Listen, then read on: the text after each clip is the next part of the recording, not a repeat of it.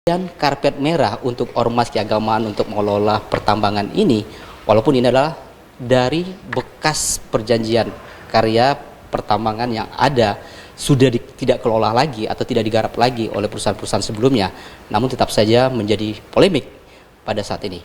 Saya langsung pertama dulu dengar dari NU, karena saat ini NU ormas keagamaan yang paling gaspol, paling gercep, gerak cepat. Sudah langsung mengajukan permohonan, dan bahkan berita terakhir hari tadi, minggu depan sudah keluar WIUP-nya, wilayah izin usaha pertambangan khususnya. Ini sudah langsung keluar, dan dari berita informasi tadi yang akan digarap oleh PBNU itu bekas dari PT Kaltim Primakol milik dari Bakri Group. Ya, ini kalau dari PBNU yang langsung cepat merespon positif dari tawaran Presiden Jokowi atau peraturan pemerintah ini, bagaimana nih Pak Aswandi?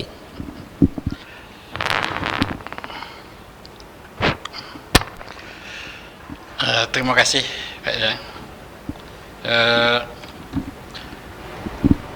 Saya melihat posisi yang ada sekarang ini adalah sebuah niat baik dari pemerintah yang filosofinya itu,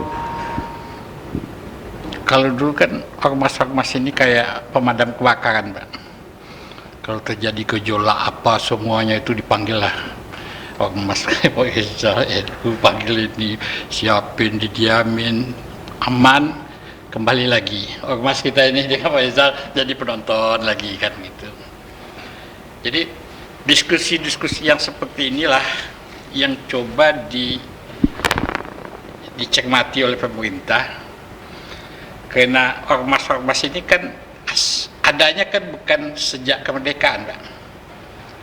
Ini jauh sebelum kemerdekaan mereka sudah ada ini ormas ini, dan berkontribusi untuk bagaimana terjadinya sebuah negara yang berdaulat, aman, makmur, sejahtera rakyatnya.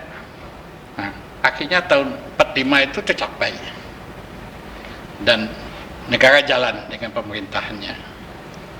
Ormas-ormas ini tetap jalan, tapi dengan fungsinya masing-masing. Jadi tidak ada ikut-ikut lagi yang apanya pemerintah udah jalan, saya pemerintah. Nah, pikiran-pikiran seperti ini kelihatan kok selama ini ormas-ormas yang ada ini, apa yang bisa kita berikan kepada mereka? Pertanyaannya sudah banyak, Pak.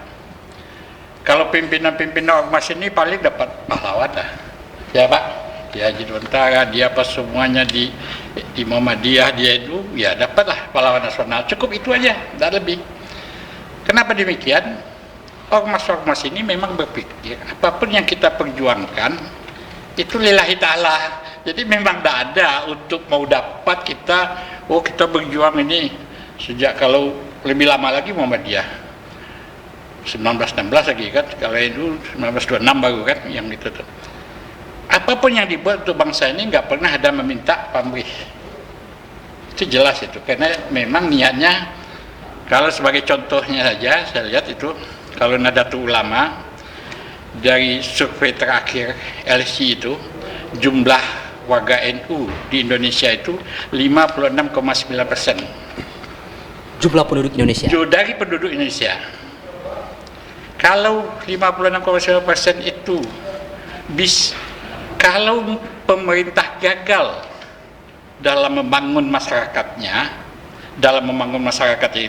itu yang terkena pertama itu 56,9% warga NU yang paling kena, nomor satu.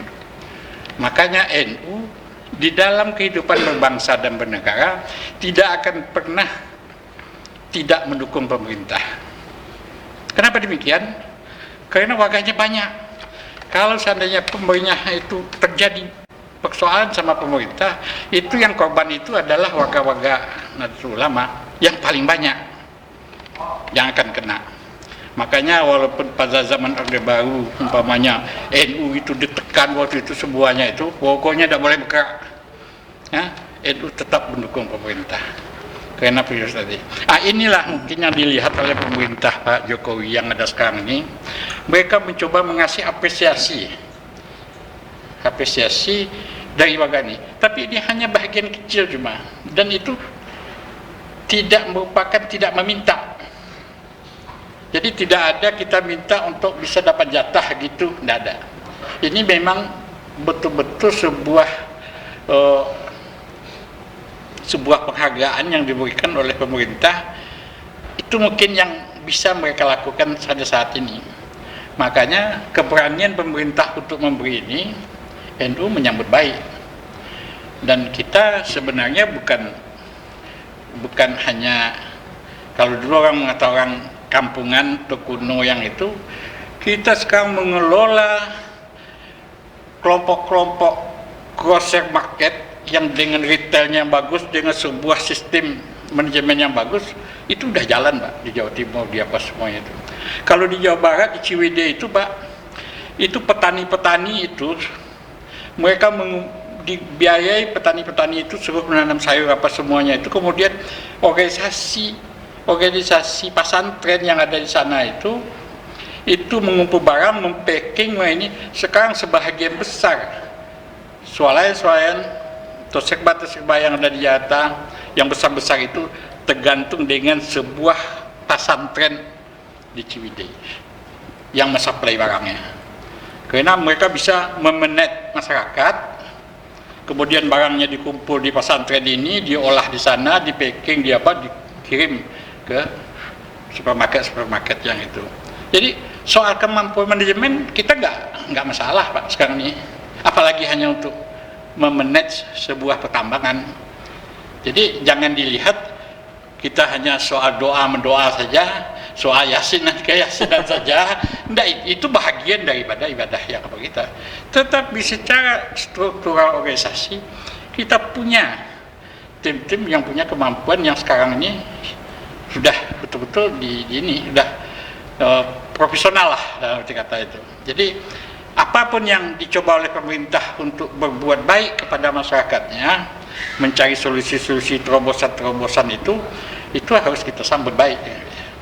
Saya yakin bahwa ini tidak hanya di NU saja, orang sama saya juga siap untuk menerima ini, tapi kan soal mana yang ini aja semua, karena memang karena NU itu udah 3 kali. Pak Jokowi itu waktu pertama di Lampung sudah ngomong.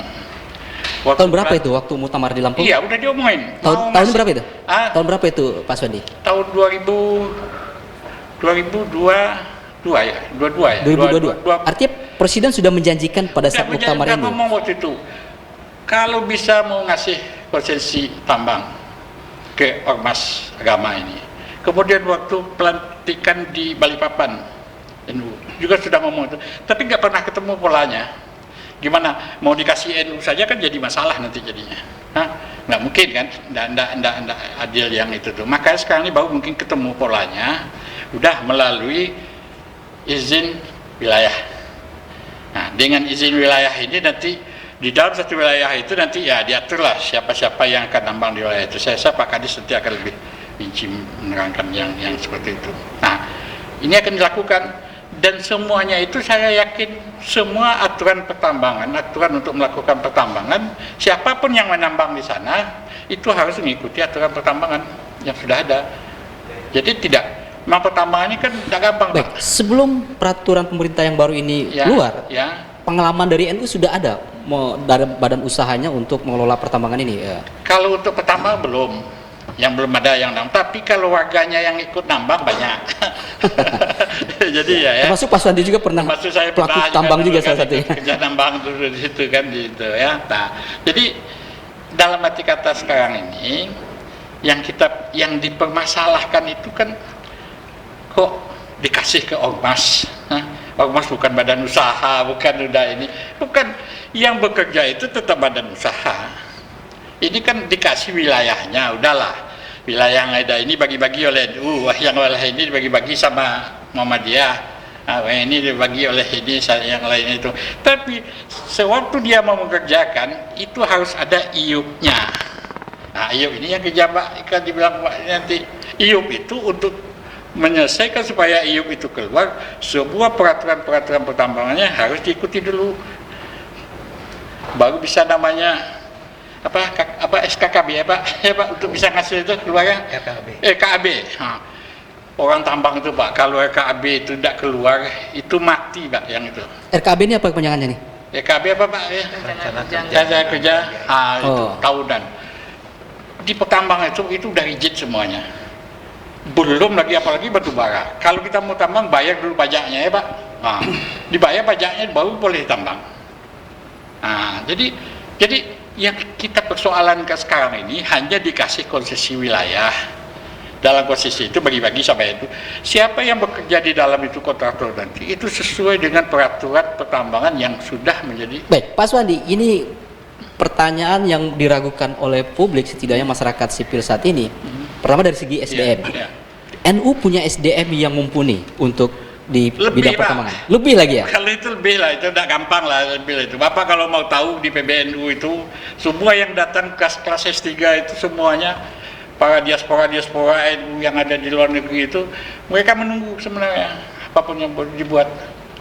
Jadi kalau untuk sumber daya manusia malah kita lebih Pak itu tuh. Jadi bukan ada. Makanya apapun yang dibuat. Persoalan tata kelola pertambangannya SDM semua sudah ada di PBNU atau di NU.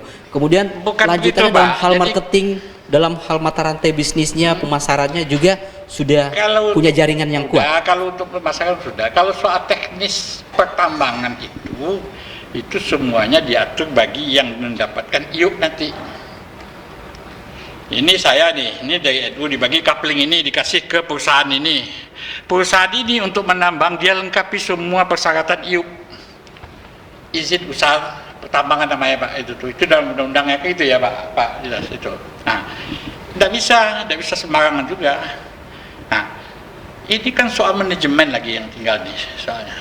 Nah, kalau manajemen saya bilang tadi, begitu besarnya Ciwidey itu dikumpul, tergantung sekarang ini supermarket yang ada di Jakarta itu tergantung dengan sebuah pesantren yang ngatur bagaimana sayur mayur segar bisa dikirim ke supermarket itu.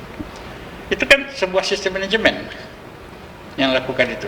Nah, itu yang saya lihat. Jadi kalau kita sekarang ini melihat Pak itu tuh jangan terlalu seolah-olah kalau hanya untuk zikiran, untuk yasinan, untuk ini baru boleh NU. Tapi kalau untuk kerja yang untuk kesejahteraan umpamanya ya kasihlah pada swasta yang hanya perorangan kadang-kadang Pak ini.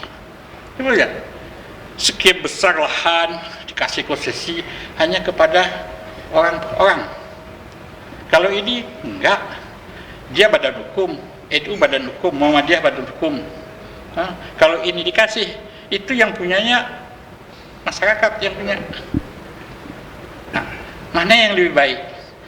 Mau satu orang aja yang kaya aja terus. Nah, yang lainnya jadi penonton aja kan gitu. Sebenarnya itu aja yang ditangkap sebenarnya oleh pemerintah Pak Jokowi. Cuma ada lebih dari itu. Gimana memindahkan yang selama ini konglomerasi yang menguasai segala sumber-sumber daya alam itu. Oligarki salah satunya yang disebut-sebut menguasai pertambangan. Masuk ke pertambangan, mereka kuasai semua karena punya uang, punya ini semuanya. Udah. Nah, sekarang ini coba. Kenapa tidak pernah kita coba? Yang selama ini hanya jadi penonton. NU, Muhammadiyah, Tarbiyah, apa semua jadi penonton aja cuma.